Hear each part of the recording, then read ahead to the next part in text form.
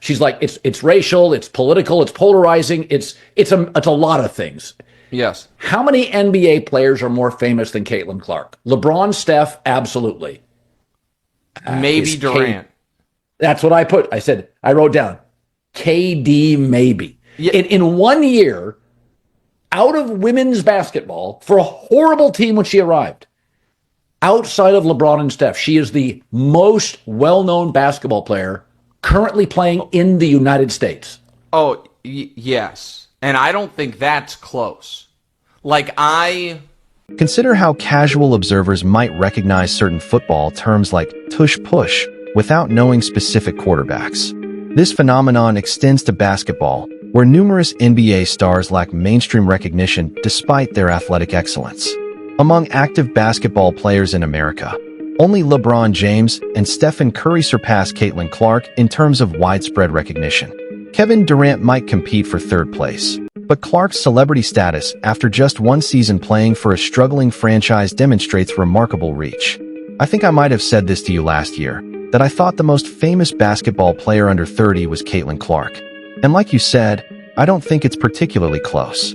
She is demonstrably and inarguably more famous. Sports enthusiasts have become increasingly sophisticated over the past decade and a half, largely due to social media's explosive growth. Platforms like TikTok provide educational content that enhances fan knowledge. This technological shift has transformed how audiences consume and understand athletic entertainment.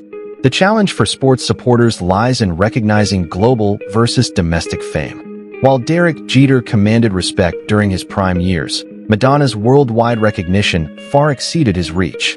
The Yankees brand itself carried more weight than any individual player. Many athletes who dominate headlines within America remain unknown internationally unless one follows sports closely. She just is. LeBron is probably one of the 20 most famous people in the world. At a secondary level, there's Steph, and at a far different level, there's Durant. And the next basketball person, like active basketball person, is Caitlin Clark. Clark represents the most recognized basketball player under 30 years old. Her fame transcends typical sports boundaries, encompassing racial, political, and cultural discussions. This level of recognition surpasses virtually all current NBA stars from her generation. LeBron James ranks among the 20 most famous individuals globally. Curry occupies a secondary tier, with Durant further behind. Among active basketball personalities, Clark follows these established superstars in terms of public awareness. This recognition benefits both the sport and its fan base. The situation resembles comparing LaMelo Ball's fame to Tyrese Halliburton's skill level. While most knowledgeable observers acknowledge Halliburton's superior abilities, Ball maintains higher public profile due to various factors beyond basketball performance. I don't even think that's a hot take. I don't think that's controversial. I think that's just obvious. And I think that it is awesome for the sport and for sports fans. It is what I think some people need to be okay with. This is apples and oranges, but not exactly. It's not a fair comparison, but the audience is smart. They'll figure it out. Dedicated women's basketball followers sometimes confuse popularity discussions with player rankings. Clark earned first-team All-WNBA honors and presents legitimate arguments for top 5 league status. Before her recent injury, she appeared positioned for serious MVP consideration. However, experienced league observers might reasonably place her 7th overall while acknowledging players like Breanna Stewart and Aya Wilson. These rankings don't diminish her impact or importance to the sport's growth. I think it's probable that LaMelo Ball is more famous than Tyrese Halliburton. No one with a brain thinks he's better than Halliburton, but he is more famous. You agree?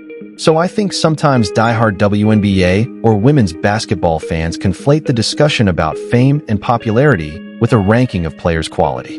Now, Caitlin Clark to me. She was first-team All-WNBA last year.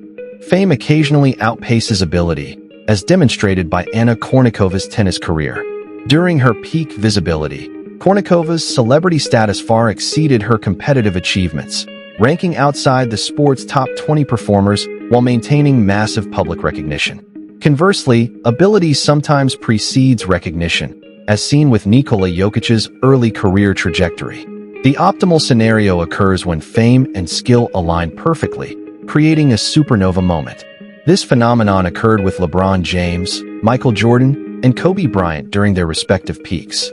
Clark appears destined for similar alignment, potentially becoming the league's premier player while maintaining unprecedented visibility. This combination proves invaluable for sport development, as her presence attracts newcomers who discover the product's quality upon arrival. She has a legitimate argument that she's a top 5 player in the league, and before this injury, probably was going to make a real case to win league MVP this year. But if someone said, "Hey, I have WNBA League Pass. I watch the whole league. I have for years. I think she is currently the 7th best player in the league," I'd listen to them. Okay, maybe there's Breanna Stewart, Aya Wilson, whomever. The WNBA offers unique physicality absent from modern NBA play. Players engage in more contact due to limited vertical space, creating a chippy, competitive atmosphere. This style appeals to fans seeking traditional basketball elements. When quality products face sampling challenges, breakthrough personalities become essential. Clark serves this role perfectly, bringing complications that don't necessarily require complex analysis.